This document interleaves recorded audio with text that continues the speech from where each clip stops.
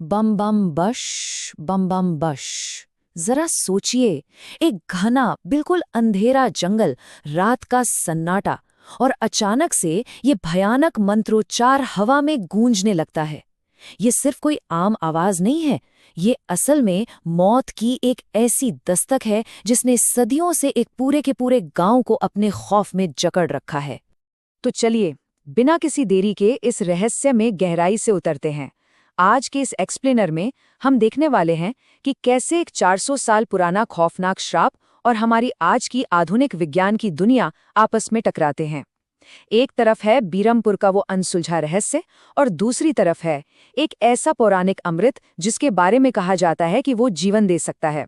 अब ये दो बिल्कुल अलग अलग दुनियाएं आपस में कैसे जुड़ती हैं, यही आज के हमारे इस सोर्स मटेरियल के विश्लेषण का मुख्य विषय है। तो आइए सबसे पहले बात करते हैं भाग 1 की, बीरमपुर गांव का श्राप। अब इस कहानी की जो जड़ें हैं ना, वो बीरमपुर में बहुत गहराई तक फैली हुई है और वहां का जो डर है वो बेहद अजीब और कुछ खास नियमों में बंधा है। निशिरमोलो मतलब ये कोई हवा में उड़ने वाले अदृश्य भूत नहीं है, बल्कि 4 खौफनाक आकृतियां हैं जो अपने कंधों पर एक भारी भरकम ताबूत उठाकर चलती हैं। और इनका सबसे खतरनाक नियम पता है क्या है? अगर कोई गलती से भी इन्हें देख ले तो बस उसका अंत तय है। ये एक ऐसा मनोवैज्ञानिक डर है जो पीढ़ियों से गांव वालों के दिमाग में बैठा हुआ है। शनिवार की रात आते ही बीरमपुर में मानो एक अघोषित कर्फ्यू लग जाता है। और देखिए, ये डर एकदम निराधार भी नहीं है। मदन की कहानी इसे पूरी तरह से साबित करती है। हुआ क्या कि मदन ने अपने पिता की चेतावनी को बिल्कुल नजरअंदाज कर दिया। उसने शायद सोचा होगा कि अरे ये सिर्फ एक पुरानी अंधविश्वासी कहानी है, और वो शनिवार की रात जंगल के रास्ते अपने दोस्तों से मिलने निकल पड़ा। फिर रास्ते में उसे वही भारी कदमों की आहट और बम बम भश का मंत्र सुनाई दिया। उसने छिपने की बहुत कोशिश की, लेकिन फिर भी उसने निशिरमोलो को देख लिया, और इसका नतीजा, वो बाद में एक बरगद के पेड़ के पास मृत पाया गया। उसके चेहरे पर एक ऐसा भयानक खौफ जमा हुआ था, मानो उसने मरने से ठीक पहले साक्षात नर्क देख लिया हो। तो ये घटना इस बात की पक्की पुष्टि करती है कि बीरपुर में जो कुछ भी है वो सच में बेहद घातक है। चलिए अब आगे बढ़ते हैं भाग 2 की तरफ, मृत्युंजय अमृत की खोज। अब देखिए, ये रहस्य सिर्फ बीरमपुर के उन डरावने जंगलों तक ही सीमित नहीं है। अगर हम इस कहानी के दूसरे और बिल्कुल विपरीत पहलू की ओर देखें तो हम 400 साल पुरानी दंत कथाओं से निकलकर सीधे आज के समय में आ जाते हैं।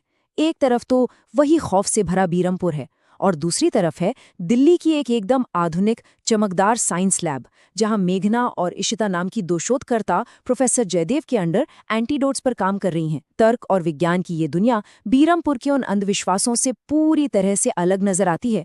लेकिन इन 2 अलग अलग दुनियाओं को जोड़ने के लिए बस एक छोटी सी चिंगारी की जरूरत होती है, और वो चिंगारी है मृत्युंजय अमृत। इशिता को एक पुरानी किताब में इस रहस्यमयी हरे तरल पदार्थ का जिक्र मिलता है। कहा जाता है कि यह पूर्णिमा की रात एक खास पेड़ से टपकता है। अब वैज्ञानिक नजरिए से देखें तो ये सिर्फ एक मिथक या कहानी होनी चाहिए, है ना? लेकिन जब मेघना उस पुरानी किताब में बने पेड़ के चित्र को देखती है तो वो पूरी तरह से सन्न रह जाती है।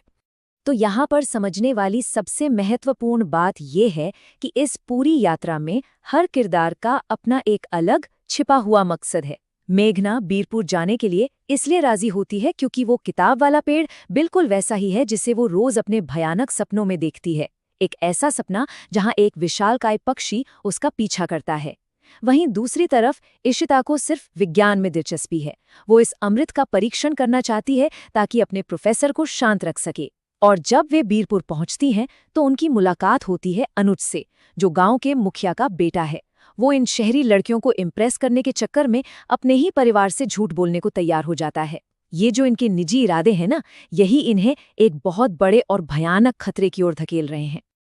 और इसी के साथ हम आते हैं भाग 3 पर, तूफान की दस्तक। अब जब ये सारे अलग अलग मकसद एक साथ मिलते हैं तो घटनाओं की गति अचानक बहुत तेज हो जाती है। विज्ञान और तर्क के सहारे चलने वाले ये किरदार अब एक ऐसी जगह पर कदम रखने वाले हैं जहां कोई तर्क काम नहीं करता। दिल्ली से बीरपुर तक की वो 5 घंटे की बस यात्रा सिर्फ एक सफर नहीं है, बल्कि यह एक दुनिया से दूसरी दुनिया में जाने का रास्ता है। जैसे ही मेघना और इशिता गांव के गेट के अंदर कदम रखती हैं, एकदम से एक अप्राकृतिक सा तूफान आ जाता है। तेज धूप अचानक से गायब हो जाती है और धूल भरी आंधी चलने लगती है। अब ये कोई आम मौसम का बदलाव तो बिल्कुल नहीं लगता। ये साफ साफ एक चेतावनी है, लेकिन वे इसे पूरी तरह नजरअंदाज कर देती हैं और गांव के मुखिया से झूठ बोलती हैं कि वे सिर्फ एक साधारण सी रिसर्च के लिए वहां आई हैं। लेकिन गांव वाले इस बाहरी दखल को किस तरह महसूस करते हैं? ठीक उसी समय मुखिया के घर के मंदिर का दीपक बड़े ही रहस्यमय तरीके से बुझ जाता है। सिर्फ इतना ही नहीं, गांव के मुख्य मंदिर में पूजा कर रहे पुजारी के सामने भी दीपक बुझ जाता है। स्थानीय मान्यताओं में ये कोई छोटा मोटा अपशकुन नहीं है। ऐसा लगता है जैसे कोई बहुत बड़ा काला साया गांव पर मंडराने लगा है, जो इस बात का इशारा कर रहा है कि कुछ बहुत ही भयानक जागने वाला है। अब कहानी में एक नया और गहरा मोड़ आता है। भाग 4, आधी रात का राजमहल का दौरा। जैसे जैसे दिन ढलता है, ये रहस्य और गहरा होता जाता है। मेघना और इशिता अपने असली मकसद यानी मृत्युंजय अमृत की खोज को पूरा करने के लिए रात के अंधेरे का सहारा लेती हैं। जरा इस रात के घटनाक्रम पर गौर कीजिए। रात के 9 बजे सब कुछ बिल्कुल शांत लगता है, लेकिन ठीक आधी रात को जब पूरा गांव गहरी नींद में होता है, अनुज इन दोनों लड़कियों को चुपके से घर से बाहर निकालता है और 12:15 बजे तक वे एक ऐसी जगह पहुंच जाते हैं जो सदियों से वीरान पड़ी है। राजा सूरजभान का 400 साल पुराना खंडर हो चुका राजमहल। एक ऐसा महल जिसका मुख्य दरवाजा सालों से जाम पड़ा है और उन्हें मजबूरन एक खिड़की के रास्ते अंदर जाना पड़ता है। अब जरा सोचिए, उस महल के अंदर का माहौल कितना रोंगटे खड़े कर देने वाला होगा।